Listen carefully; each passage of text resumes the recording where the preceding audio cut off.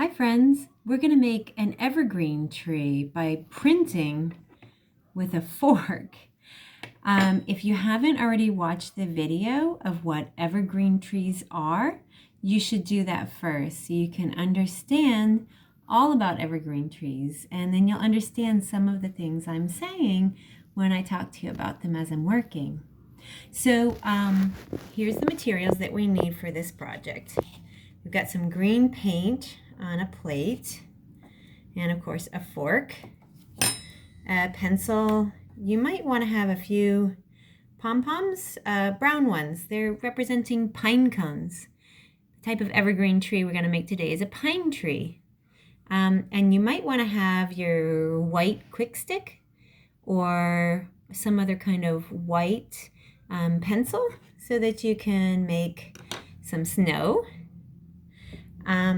Evergreen trees are the trees that grow all year, not just in the spring, fall, and summer.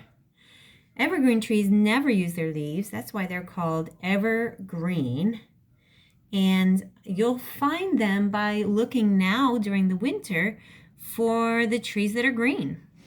Pine trees are a very common evergreen tree, and pine trees are the ones we use for our Christmas trees.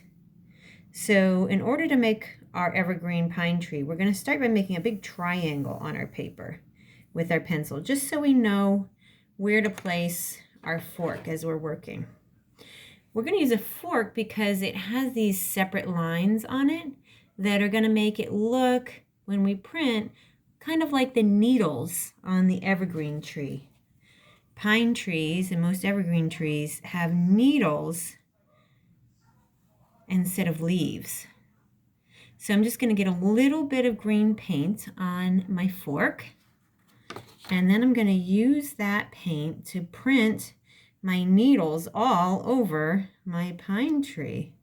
So I can move them a little bit, and when I run out of paint, I'm just going to dip it again, and I want to make sure not to have too much, so I might need to wipe some off. And I'm going to keep adding needles all over my pine tree. It gives my tree a pine needle texture.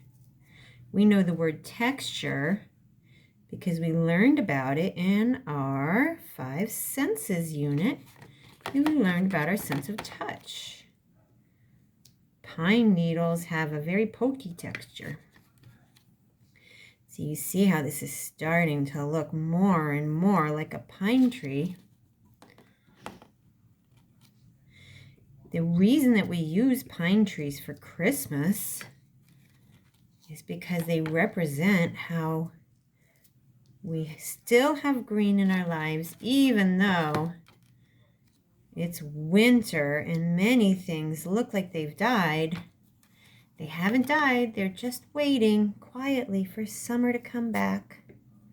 And the evergreen tree represents the hope that we'll get our warm sunlight back, and all of the rest of the green things will come back.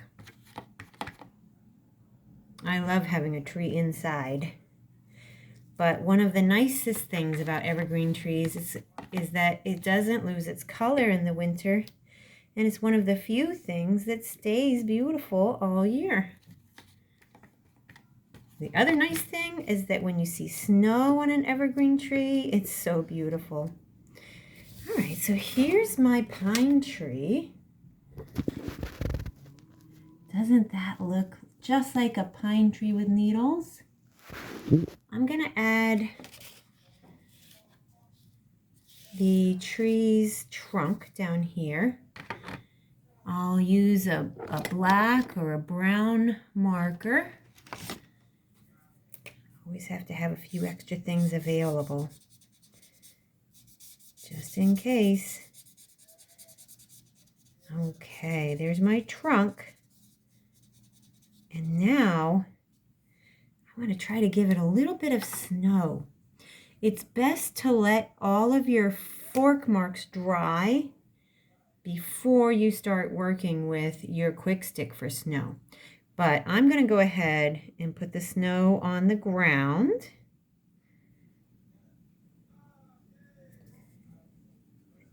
I'm going to make it start to snow in the sky. I'm kind of wishing I had a darker color paper so you could see the snow coming out of the sky better.